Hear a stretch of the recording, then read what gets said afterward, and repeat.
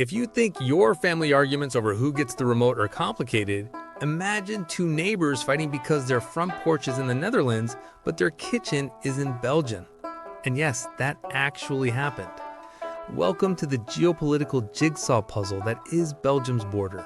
The messiest divorce settlement in European history, except nobody ever signed the final papers. This is not just a border. This is a cartographic fever dream. It's a place where sovereignty is sliced into pieces so tiny and tangled, it feels like someone gave a toddler a crayon and said, "Hey, draw Europe." Today, we're diving into why Belgium has the world's most complicated border. And trust me, once you see the chaos, you'll never look at maps the same way again.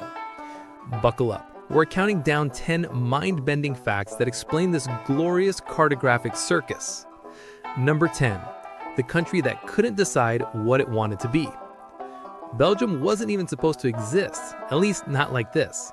Born in 1830 out of a messy breakup with the Netherlands, Belgium is basically Europe's middle child, sandwiched between France, Germany, and the Dutch. But when you're born out of rebellion and compromise, you end up with a border that looks like it was drawn during a blackout with a leaky pen. And if you think a messy national birth was bad, wait until you see what happens when villages start swapping sovereignty like baseball cards. Number 9, Baarle-Hertog and Baarle-Nassau, the border puzzle village.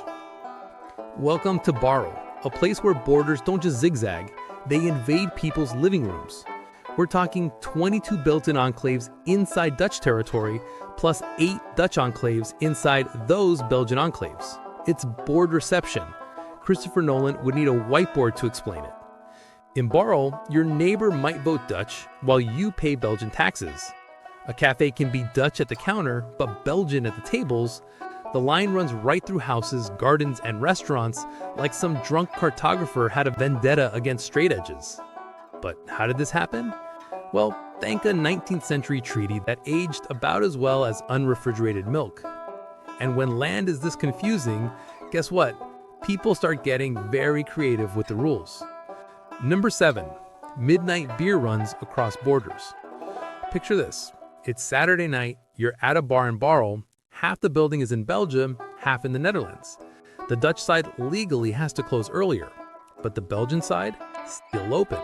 Solution? Drag your table 2 meters to the Belgian side, and congrats, you just unlocked extra drinking hours. Businesses played this game for years, selling cheaper booze in Belgium than slipping 1 meter over for Dutch customers. The world's first geo-shopping spree.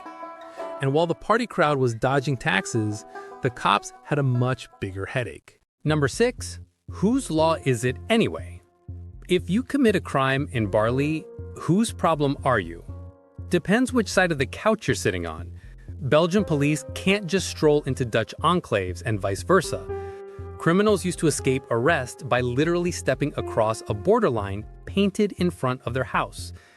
It's like playing hide and seek with 2 police forces, except the hiding spot is legally protected by international law. And sometimes your nationality didn't depend on your passport. It depended on your front door. Number 5, when your house decides your nationality. In Baarle, your citizenship is dictated by where your front door is. Door in Belgium, you're Belgian. Door in the Netherlands, Dutch. Families literally bricked up one entrance and built another just to switch allegiances. Imagine doing a home renovation and accidentally changing countries. And if you think that's wild, zoom out. Belgium itself is one giant split personality. Number 4, Belgium's internal border wars. Belgium is basically a country duct-taped together. Up north, Flanders, Dutch-speaking. Down south, Wallonia, French-speaking, and tucked in a corner, a tiny German-speaking group. 3 languages, 1 flag, 0 chill. Even street signs can change language mid-town. And those invisible borders cause more than awkward dinner parties. Number 3, a government held hostage by borders. Fun fact, Belgium once went 589 days without a government. Why? Because Flemish and Walloon political parties couldn't agree how to share power. Borders in Belgium aren't just lines, they're political landmines. Think of it as the world's longest-running roommate fight, except the roommates run a country. And yet, despite all this chaos, Belgium somehow became Europe's secret MVP. Number 2. Europe's Border Lab. If Europe is an experiment in unity, Belgium is the guinea pig. NATO's HQ? Brussels.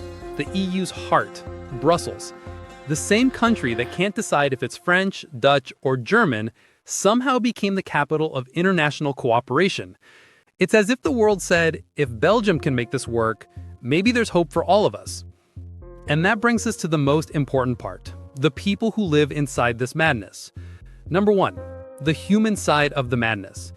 Despite the insanity of their borders, people in Baarle and across Belgium have learned to laugh it off. Kids grow up crossing borders on their way to school. Neighbors joke about switching countries while mowing the lawn. Life goes on, proving humans are way better at adapting than maps are at making sense. So next time you look at a map and think, wow, that border looks messy, remember, Belgium is out here running a 24/7 obstacle course of enclaves, treaties, and cultural clashes, and still managing to produce the world's best fries. If you enjoyed this wild ride through Europe's cartographic circus, hit that like button, subscribe for more deep dives, and tell me in the comments, would you want to live in a house where your kitchen is in one country and your bathroom in another? Because in Belgium, that's not hypothetical. That's Tuesday.